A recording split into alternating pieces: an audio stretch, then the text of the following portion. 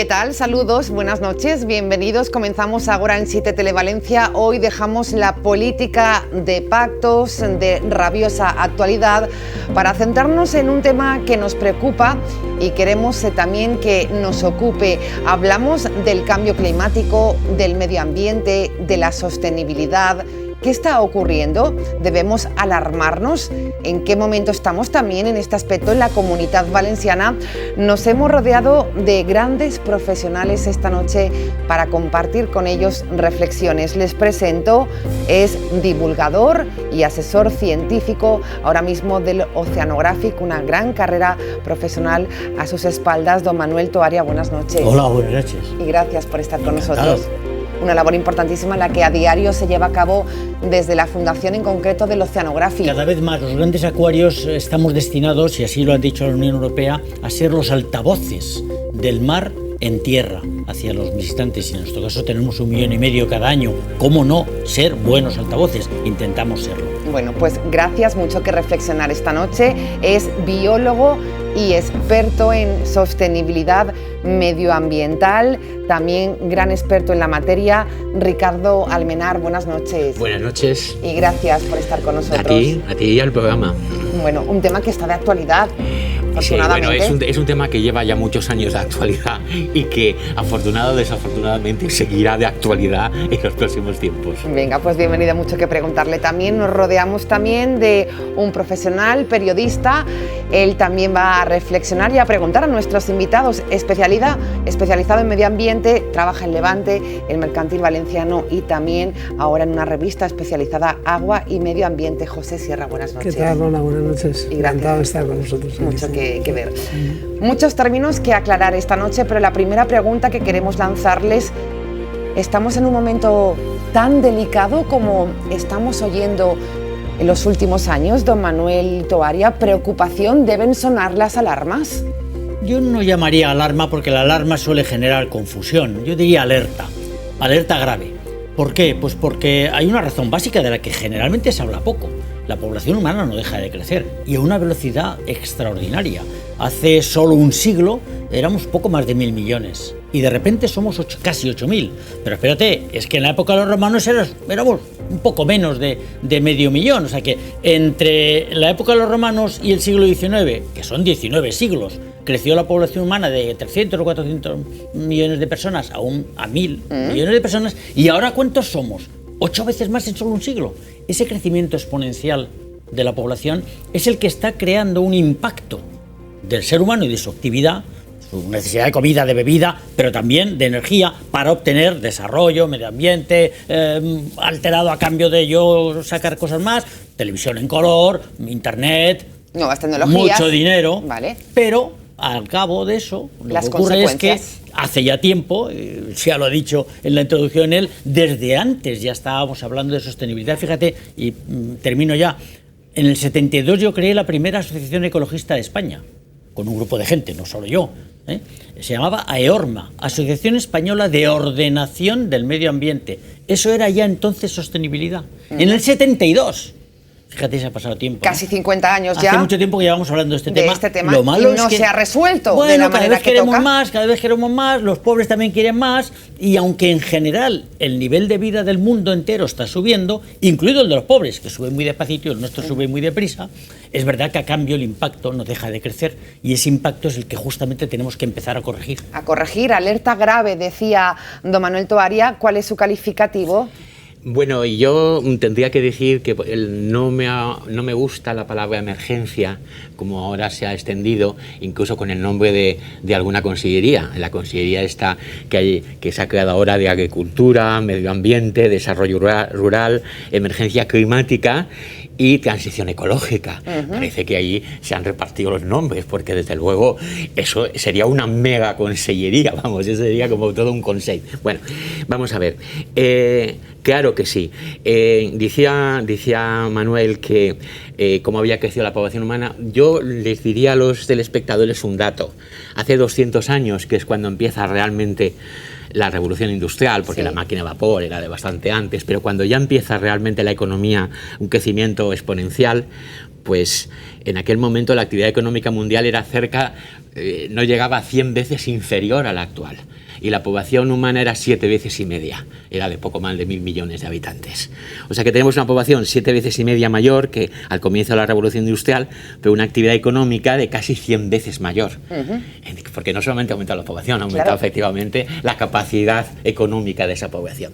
Entonces resulta que vivimos en un planeta que tiene unos límites y entonces el subsistema climático, que es un subsistema dentro de los grandes sistemas de la corteza terrestre, la atmósfera, la hidrosfera, la litosfera, la biosfera, pues resulta que está siendo crecientemente alterado y además con una gran inercia, con lo cual resulta que incluso tomando medidas... ¿Que se están tomando? Ahora entraremos en ello. Buena pregunta. Vale. Vamos a hablar más personas y luego en todo caso comentamos eso. Bueno, pues dejamos ahí la valoración. Vamos con José Sierra. No alarma, no hay que alarmar, pero yo diría que no hay que hacer alarma de apelar a la alarma. Es que constantemente a veces llegan mensajes del tipo es que estos periodistas son muy alarmistas, es que los grupos medioambientalistas están creando mucha alarma. Bueno, yo creo que es para alarmarnos, es para preocuparnos, es para tomarse en serio que hay que adoptar medidas. Yo creo que es evidente que el ritmo actual es insostenible, con un agravante, habláis de la población, que además se está concentrando en ciudades, lo cual hace incluso probablemente más difícil o hace de las ciudades un elemento clave para la lucha contra el cambio climático. Yo creo que sí que hay que preocuparse y no está de más, no vale eso que viene el lobo, no, en este caso del medio ambiente no me sirve. Efectivamente el lobo está de camino y si no tomamos medidas a nivel global, que quizá ahí está el problema y quizá ahí está la dificultad, pues probablemente las consecuencias de esos cambios que se están produciendo, pues las vamos a sufrir. De hecho ya hay países, ya hay colectivos que ya la están sufriendo. Ya lo están sufriendo. Sí, toda la gente del Sahel, toda la gente especialmente en países con muchos problemas, le añadimos un nuevo problema, que es, digamos, el aumento de cambio climático, el aumento de las superficies en las que, por cuestiones, digamos, climáticas, sequías que provocan hambrunas, que provocan éxodos masivos. Esas son consecuencias del cambio climático, de lo que hemos hecho con este planeta. Que antes había pobreza también y mayor que ahora, y también había guerras, había hambrunas. No, yo creo que el dato, que es lo que nos gusta a nosotros destacar siempre cuando estudias un poco el tema, los datos son contundentes, ¿vale? Al margen de percepciones globales que son efectivamente preocupantes. ¿Qué dato? El primero, toda la energía del mundo entero sale en un 80%, energía primaria, antes de ser transformada en lo que sea, sale en un 80% de los combustibles fósiles. O sea, carbón, petróleo y demás hidrocarburos, gas o lo que sea. El 80%. Claro, dice, bueno, pues muy bien, estupendo, ¿no? Tenemos, sí, pero se acabarán. Primera cosa. Segunda cosa, no los quemamos limpios, los quemamos muy sucios. Es decir, lo que sale siempre es muy sucio. Por mucho filtro que pongas, por mucho catalizador que le pongas a un coche, por mucho lo que sea y tal, no hay más que ver. Ahora mismo la ONU acaba de dar una voz de alerta extraordinaria. Sí. Hay más muertos ya en el mundo por culpa de la contaminación urbana, porque está concentradito todo en las ciudades, que por el tabaco. Dicen, no es posible. Pues sí, está ocurriendo. Ese es otro dato. Tercer dato. Claro, el tercer dato es que seguimos creciendo. Nadie ha dicho, bueno, paremos, si ya tenemos mucho, repartamos lo que tenemos e incluso lo que nos sobra a otros. No. Acuérdate de aquella canción de cuando yo era joven, que quizá alguno de vosotros os acordéis, de todos queremos más, el rico quiere más, más y mucho más. Era una canción argentina. Y dice, bueno, claro, dice, ese es el mundo de hoy. ¿Por qué? Pues porque el desarrollo implica crecimiento, de todo, de consumos, de economía, no sé qué. Vamos a hacer un desarrollo sostenible, entonces no es desarrollo, es sostenibilidad, y ahí llegamos a la palabra. A la palabra sostenibilidad, que nos puede aclarar más el término Ricardo Almenara, caray, cantando y todo, qué lujo, sí. El señor Tovaria. Mal, tampoco estamos de noche. No, pero bueno, ha quedado ahí unos versos preciosos. La sostenibilidad es la capacidad que tiene un sistema, un cuerpo, un objeto de ser sostenible, de no caerse, torcerse o derrumbarse. Entonces, la sostenibilidad supone que la manera de consumir, la manera de producir, la manera de ocupar el territorio pueda ser mantenida de forma, entre comillas, indefinida, ¿no? Entonces, solamente pensando que el 80% de la energía primaria del mundo viene de combustibles fósiles, que por definición son agotables, pues ya vemos que poca sostenibilidad hay desde ahí, ¿no? Claro. Poca sostenibilidad hay desde ahí. Yo lo que pasa es que tengo que decir una cosa. Yo sí que creo en un desarrollo humano centrado en las personas, básicamente un incremento de la esperanza de vida y de la calidad de vida, ¿no? Yo sí que creo que eso se puede hacer de una forma sostenible, teóricamente. ¿Sí? El problema está de que nosotros vivimos en una civilización industrial que precisamente porque, aunque en las primeras etapas se hicieron con energías renovables, sobre todo la energía hidráulica, cuando pasó ya a la máquina a vapor y pasó al carbón, pues entonces, a partir de ese momento, esa civilización ha ido por un camino que, por definición, no es renovable. Piénsese que todo el crecimiento económico del siglo XIX fue posible porque el uso de carbón se multiplicó por 100. Y aunque esto no ocurrió en el siglo XX, el uso del petróleo se multiplicó por 175. Ese es el secreto de la expansión económica. Si eso no hubiera existido, hubiéramos tenido ciertamente una industrialización, pero muy diferente a la que conocemos. Hubiera estado más repartida, hubiera sido más eficiente porque hubiera habido bastante menos energía, bastante más lenta, etcétera, etcétera. Pero hemos tenido la que hemos tenido. Y además, los países que primero empezaron, Gran Bretaña a la cabeza, fue el modelo que todos los demás lo siguieron. Y entonces, aunque había otras vías, porque hubo vías, incluso en el siglo XIX, todavía la energía hidráulica y luego la eólica y tal, tenía una cierta importancia. Y por supuesto la biomasa, la madera y demás, ¿no? Pero luego, al marcar el carbón, que era sinónimo de industrialización, y luego el petróleo, que hundió el carbón, por cierto, en Europa en los años 50 del siglo pasado, esto ha marcado mucho. Y no es nada fácil descarbonizar. Yo, sinceramente, ¿Y hay solución? Me preocupa mucho el tema, me preocupa también la frivolidad de ciertos políticos que hablan de esto como si fuera simplemente poner 4 coches eléctricos y ya hemos solucionado el problema. Eso no es cierto, es un tema muy serio que afecta al corazón del sistema económico. Es muy complicado. Tema serio, tema complicado. Los políticos que no acaban de encontrar la fórmula. ¿Qué se dice desde el punto de vista periodístico, José? Los políticos, es verdad que comentábamos antes, es verdad que de vez en cuando pues, se incorporan a esta dinámica. Se ha puesto en la agenda, esto es cierto, ¿no? De todos los políticos. Se ha puesto en la agenda, algunos yo creo que lo ven más o menos claro, que ven que hay una oportunidad, porque de ese tema podemos hablar después. Ya no solo es que podemos resolver un problema, sino, bueno, digamos que el mundo económico es tan hábil para adaptarse, ¿verdad?, como a cualquier circunstancia, y en este momento yo creo que algunos están empezando a ver que este modelo está caduco, de algún modo, o que tiene los días contados, y está buscando nuevas fórmulas, y está viendo si, además, puede obtener partido económico, rentabilidad económica de esas nuevas fórmulas. Entonces, hay muchos políticos pues, que están empezando también un poco en sintonía con ese movimiento que se está dando, yo creo que en los sectores productivos, pues está un poco entrando en esa dinámica. Y luego una cosa que sí que me parece relevante, que es que lo crean o no lo crean, estén convencidos o no estén convencidos, es verdad que en la calle existe una presión creciente. Sí, de concienciación, de denuncia social. Bueno, es que eso ha existido y a veces ha servido una migajita por aquí, una migajita por allá, pero bueno, tú sabes que el político, o saben nuestros televidentes, que los políticos pues, se mueven a veces por impulsos, entonces cualquier impulso que haya en la calle recogen esto, puede ayudar a buscar soluciones a ese problema y a que los políticos se comprometan realmente. Claro. Sí, es verdad que la preocupación por el medio ambiente y también del cambio climático no es nueva, pero sí que es cierto que en los últimos tiempos se están incorporando segmentos sociales que antes no estaban. Por ejemplo, el tema de los jóvenes y los adolescentes, ¿no? Con el tema de la chica esta, Greta y tal, ¿no?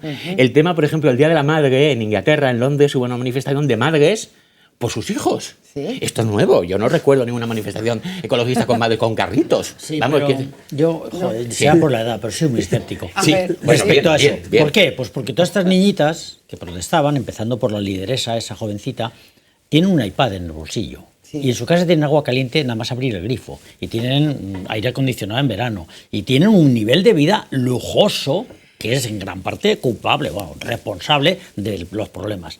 Dile que viva ahora como vive una niña de su edad en el centro de África. Y dice, no, claro, lo que quiero es que ella viva como yo. Dice, vale, pues explícame cómo, porque todavía no sabemos cómo. Sí, más energía eléctrica procedente de renovables, de acuerdo, a tope, solar y eólica. Pero claro, el problema de la solar y eólica es que cuando no hay viento, no hay sol, no sabes cómo almacenarla. La electricidad no se puede almacenar a gran escala, no sabemos. Algún día aprenderemos, pero mira que les ha costado. Les está costando, no a los científicos, a los técnicos. Entonces la solución pasa, señor Tovaria, por cambiar de modelo. Claro, pero no lo hemos encontrado. Convencer a los consejos de administración de las grandes empresas mundiales, que son las que mandan. Lo dicen los políticos. Los políticos, todos sabemos que mandan lo que mandan. Pero como diga el Banco... Claro, respondiendo a un movimiento que está produciendo en el seno de esos grandes grupos. Pero como los grandes grupos, mira, no nos engañemos, van a comprar energía solar y pondrán grandes paneles, las energías ahora que tienen petroleras del cual, pero le sacarán rendimiento y la energía eléctrica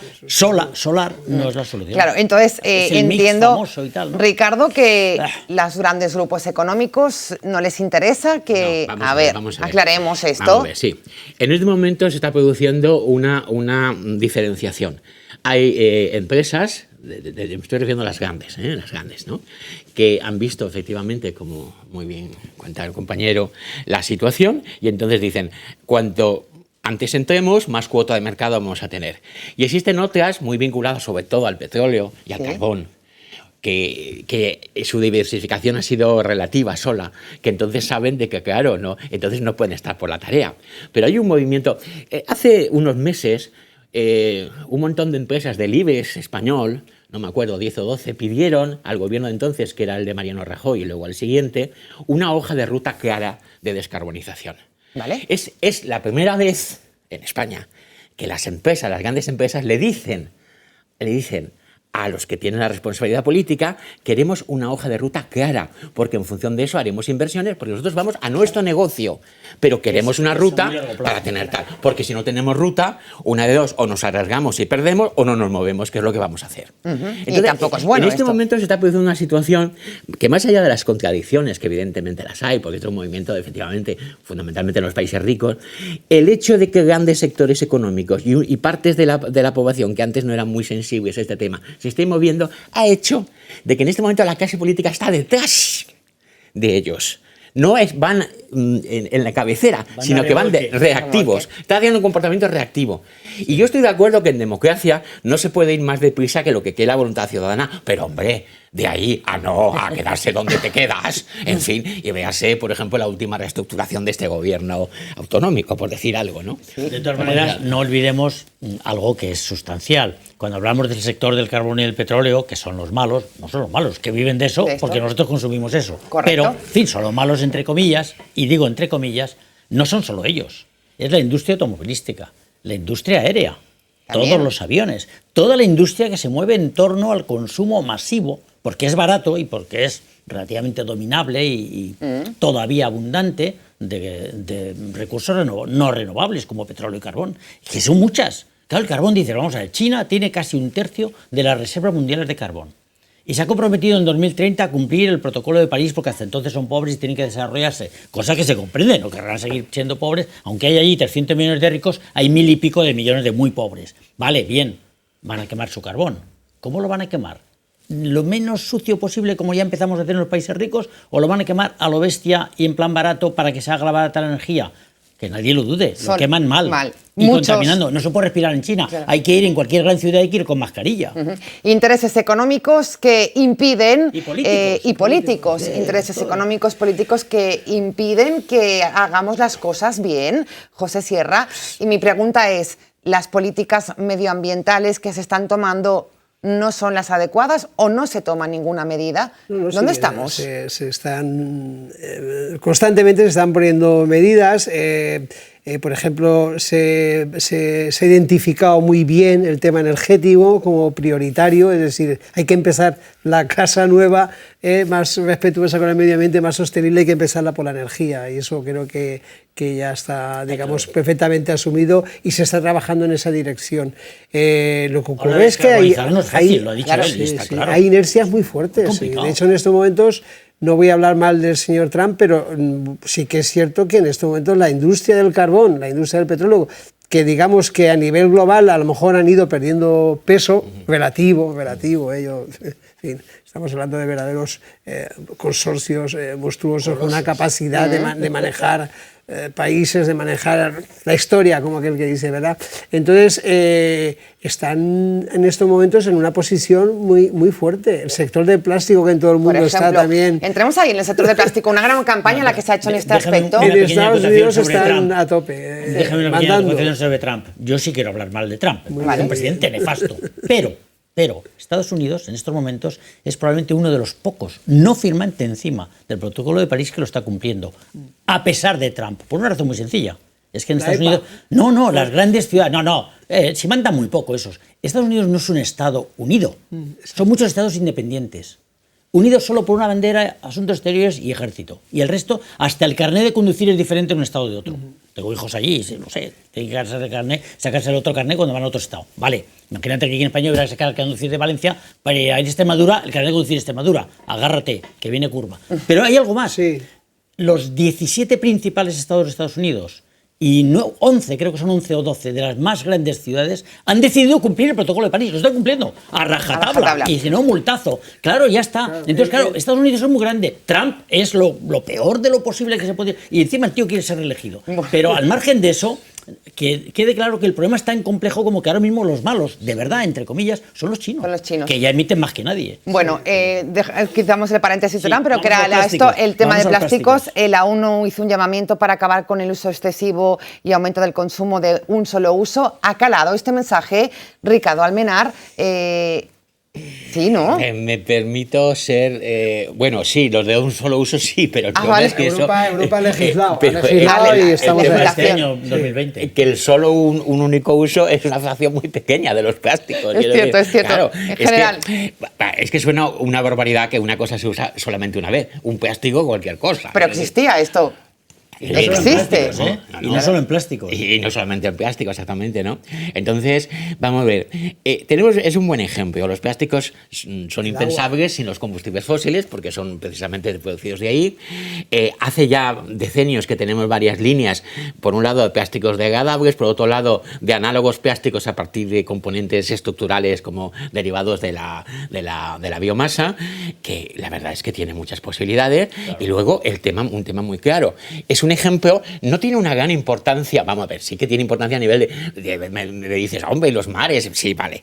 Pero lo que quiero decir es que en el conjunto no es un tema de una gran importancia, pero sí es muy visual. Exacto. Es decir, hasta aquí hemos llegado. Es un mal símbolo. Exactamente, es un mal símbolo. Sí. O sea, el que simplemente yo del supermercado a mi casa lo utilice una vez y luego vaya directamente a la basura, algo que encima es petróleo modificado, que por lo tanto tiene una duración limitada en la materia prima que tal, y luego encima esta cantidad del tiempo que esté sin degradar, y cuando se degrada mal, porque encima tal y cual, ¿no? Eso es un ejemplo. Es verdad que la gente se mueve por símbolos, ¿no? Yo quiero decir unos cuantos de los últimos días que seguramente los telespectadores conocerán. Las temperaturas en Kuwait, que hemos batido el récord, esa locura. Yo me acuerdo que yo decía hace años, el máximo es 58 grados en el desierto de Libia. Pues nada, 60 y pico grados. El tema de la fotografía esta, que ha sido muy simbólica, ¿sí? De los perros esquimales llevando, en fin, en Groenlandia por encima una lámina de agua porque la parte de arriba se había derretido. Este tipo de cosas son importantes porque personas que a lo mejor están muy lejos de esto pueden servirles pero no son suficientes. Claro. Para mí es extraordinariamente importante enfrentar el cambio climático, y me desvío un poquito del plástico, pero es que me gustaría decir una cosa que es muy importante.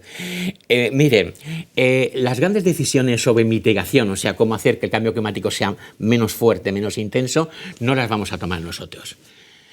El caso de China es paradigmático. China en este momento está emitiendo más gases de efecto invernadero que la Unión Europea y Estados Unidos juntos.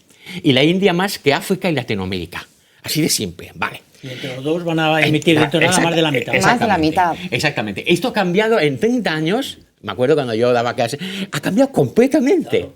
Porque, claro, China es la fábrica del mundo, incluyendo de esas bolsas de plástico, por cierto, o de las racias de esas de... Y los telefonillos supuestamente americanos que se fabrican en China. ¿No? O sea, claro, ellos emiten también porque nosotros se lo compramos, porque nos resulta más barato, este tipo de cosas. Bien, pero lo que es responsabilidad de las autoridades locales, bueno, ¿sí? y de la sociedad, son las políticas de adaptación. El cambio climático está aquí.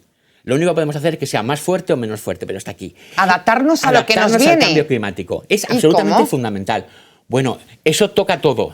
La sanidad, el urbanismo, la agricultura. No lo tenemos tan difícil, ¿eh? Díselo a los menos ricos. Exactamente. Entonces, esto es fundamental por lo siguiente, porque nosotros no podemos desde aquí, desde una comunidad valenciana de 5 millones de habitantes, dirimir las grandes políticas de mitigación. Nos podemos incorporar, apoyar, pero la adaptación la tendremos que hacer nosotros.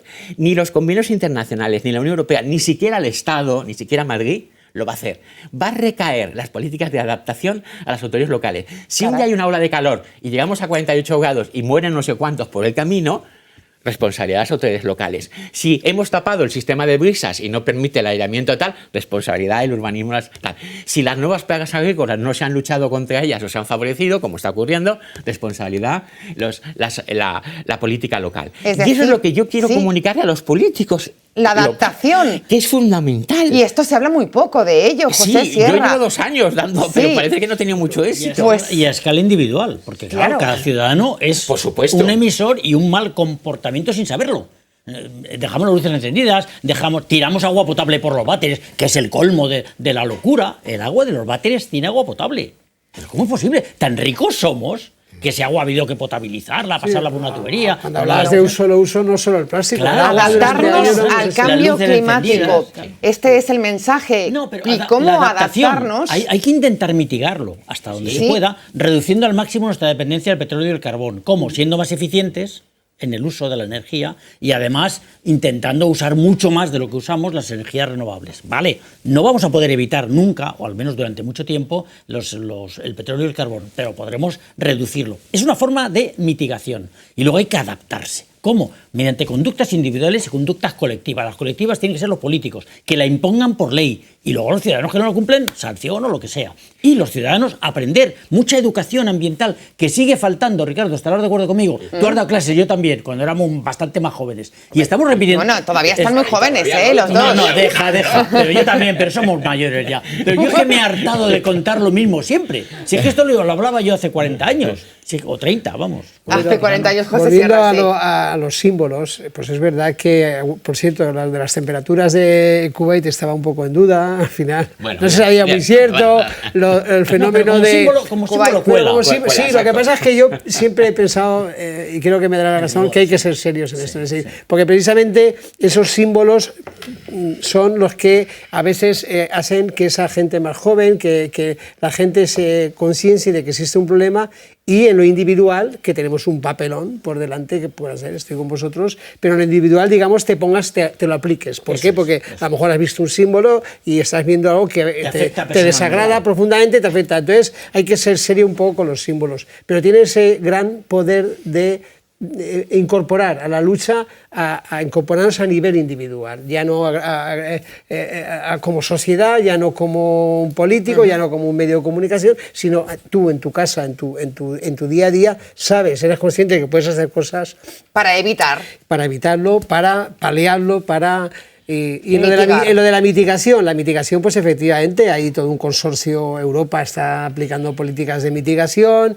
Que no siguen los chinos ni los americanos. Exactamente. Vamos a ver, la Unión Europea... Que son los que más deben hacerlo. Somos mucho Europa, pero muy poquito. La Unión Europea solamente es el responsable del 9% de las emisiones mundiales. El 9%. Vamos, toda la Unión Europea. Toda la Unión Europea, España incluyendo Gran Bretaña, que no sabemos si ponerla o no ponerla ya. Bueno, está cerca.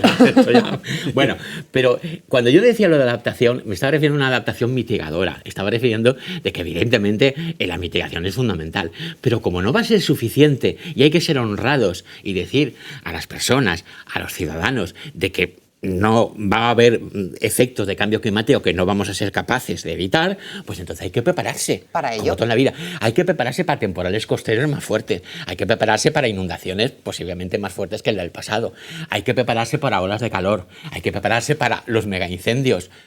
Son muchas cosas. Nuevas plagas, acortamiento de... En fin, una ¿No serie de estamos cosas. preparados para todo ello? No, Pregunto. y- ¿Para nada? no suficientemente. El turismo, yo siempre digo que cuando un inglés, allí, ¿cómo se llama? La población esta costera del sur, del balneario. Sí, No, Brighton. Brighton. Cuando se pueda bañar en la playa de Brighton, va a decir, pero yo para qué tengo que ir a Benidorm allí bueno, no sé qué, como ocurre. No sé yo que si tenga- te vas a poder bañar como aquí, pero Ya, bueno. tengo otros intereses, Sí, pero bueno, quiero decir que también en el turismo, pues aquí una subida de 1 grado en la temperatura, pues la sensación empieza a ser, incluso puede empezar a ser desagradable, y resulta que más cerca de tu lugar de residencia tienes unas playas, tienes un espacio donde la confortabilidad es mayor debido al clima, pues te vas a quedar allí. En el tema del vino, que yo vengo de una zona vitivinícola, Sí. y te cuento, la gente ya está plantando en zonas mucho más altas, porque es que se ve Las digamos, consecuencias del las cambio consecuencias climático no climáticas les permiten son ya. que el vino, cuando llega el momento de recolectarlo, es ingobernable. Hace tanto calor que o no pierdes en ningún momento la cadena de frío, para lo que es la fermentación, para el control de la fermentación, que es clave en hacer un buen vino, o se te va el vino. Bueno, es decir, que es que nos afecta a tantos y a tantos sectores productivos y a tantas cosas que yo creo que merece la pena, digamos, avanzar en estas políticas, que hagan un esfuerzo y que como ciudadanos, además de adoptar en lo individual, procurar adoptar medidas que contribuyan, pues también, digamos, presionar. Regular, en la medida multar, de como nuestras decía Manuel Toballa. posibilidades. ¿Esto funciona?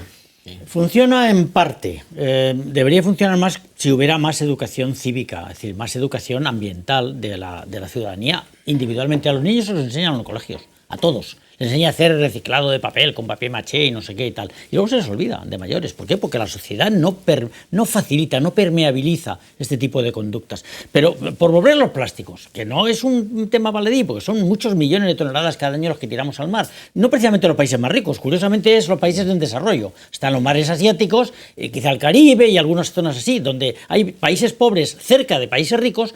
Y la ayuda que les damos a los países pobres se la damos, por ejemplo, en el tema del agua en Haití. Es un tema sintomático, aunque no tenga mucha cuantía. Se lo damos en garrafones de agua de 10 litros de plástico.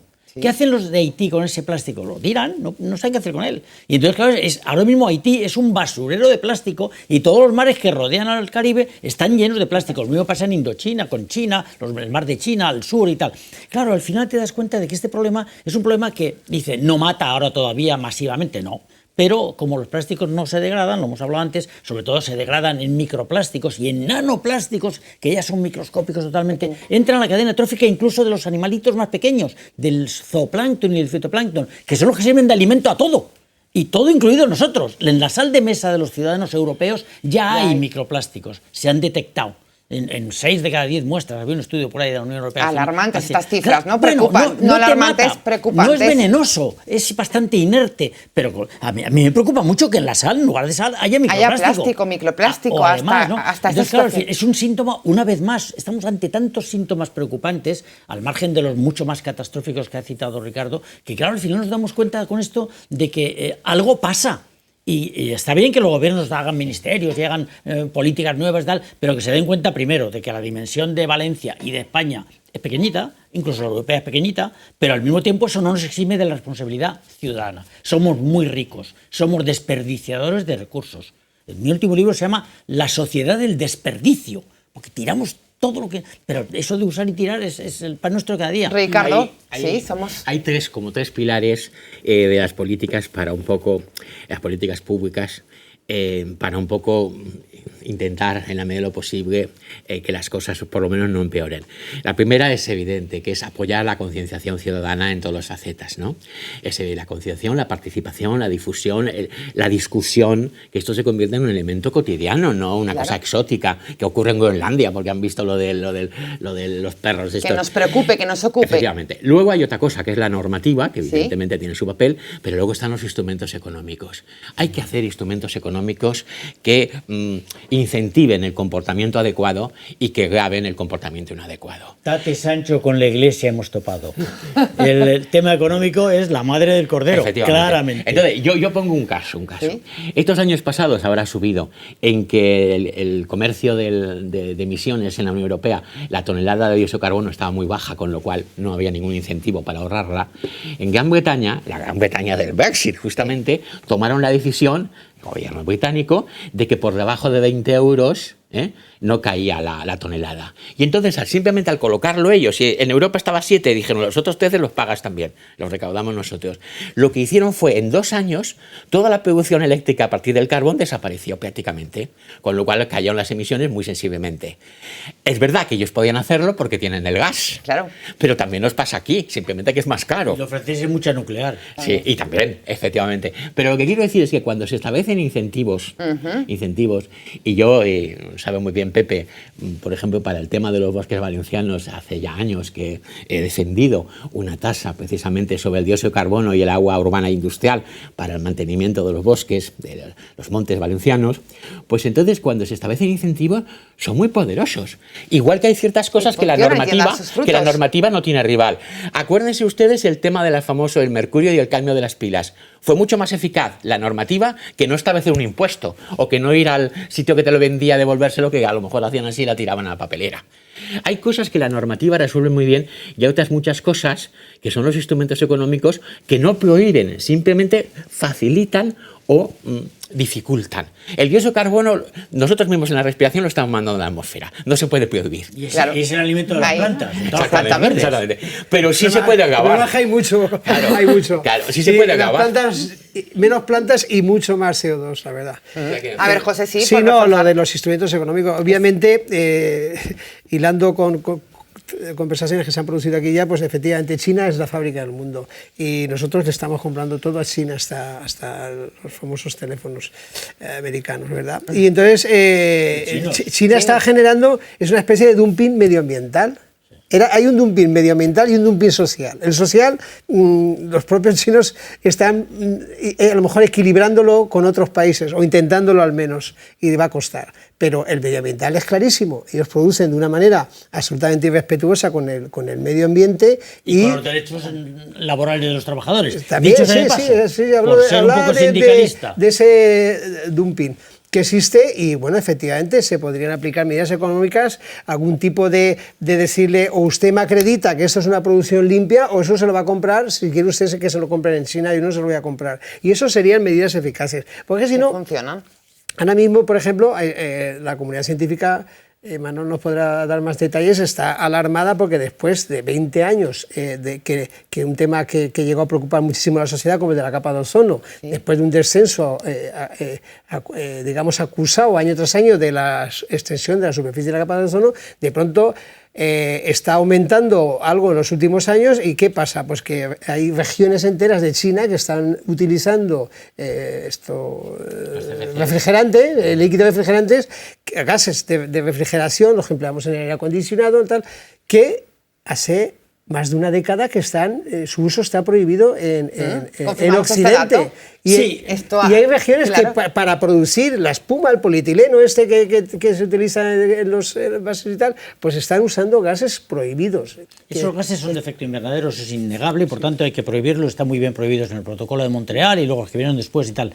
Que luego sean directamente responsables del agujero de la capa de ozono en la Antártida, hay muchos científicos que no es que lo pongan en duda, sino que lo relativizan. ¿Vale? Porque primero ahí hay un vórtice polar que impide que fácilmente los gases de China o de Europa o de América lleguen hasta el Polo Sur. Segundo, porque en el Polo Sur, que es un sitio muy alejado de cualquier contaminación y no en otros sitios del planeta, pero claramente como símbolo es clarísimo, porque aunque solamente fuera por su efecto invernadero añadido al de los demás gases de efecto invernadero, ya valdría. De hecho, se eliminaron por eso. China lo cumple de boquilla. Pasa lo mismo con el CO2. No firmó el protocolo de Kioto. ¿Por qué? Porque eran pobres. Y han firmado el de París, pero a partir de 2030. Bueno, así, y dentro de en 2030 ya parlaremos.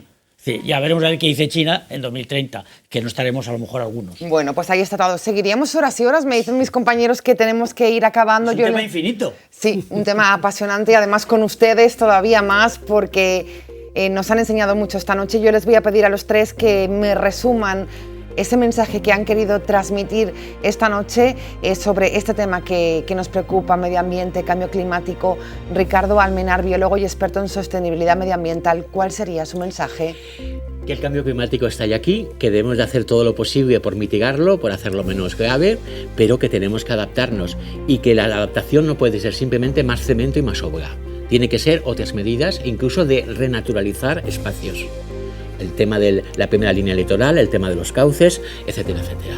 Por lo tanto, ese sería mi mensaje. Muchísimas gracias de verdad por haber estado con nosotros. Buenas noches. José Sierra, periodista. Bueno, yo lo único que propondría es aprovechar ese tirón que tiene determinados movimientos que se están en esta sociedad, pues para realmente sacarles una utilidad, empujar en la dirección adecuada e incidir en esos sectores que son clave, que han estado aquí, digamos, flotando toda la noche, como es efectivamente los sectores económicos, el sector de la energía, y tomarnos en serio, digamos, ese combate y esa lucha que vamos a tener muy grande y en los próximos años. Gracias también, José. Buenas noches. Don Manuel Soria, cierra usted. Bueno, yo creo que hay dos aspectos. Hay un aspecto colectivo, que nos importa a todos y que tiene su reflejo en la legislación y en las normas, y luego hay un aspecto individual. Yo insisto mucho en el aspecto individual. Nos falta a todos, no ya concienciación, que todo el mundo se asombra mucho ante los símbolos, está bien y tal. No, nos falta educación. Educación activa, es decir, ser capaces de entender por qué nuestra conducta, sin ser malvada ni nada, Dios mío, que no se trata de culpabilizar a nadie, es una conducta que tiene consecuencias y que tenemos que corregir aquello que podamos corregir, ser más eficientes, más ahorrativos, menos desperdiciadores, utilizar todos los resortes que tenemos las personas con cierto poder para poder trabajar mejor. Si los pequeños individuales conseguimos cosas, los grandes seguirán. Y no tenemos que ir, como decía Ricardo, delante de los políticos, que vayan los políticos delante por una vez. Venga, pues muchísimas gracias, todo un lujo también tenerlo. Buenas noches a los tres. Gracias. Nosotros nos despedimos ya, volvemos el próximo lunes. Gracias por estar ahí. Buenas noches, buena nit. Esto es Ágora.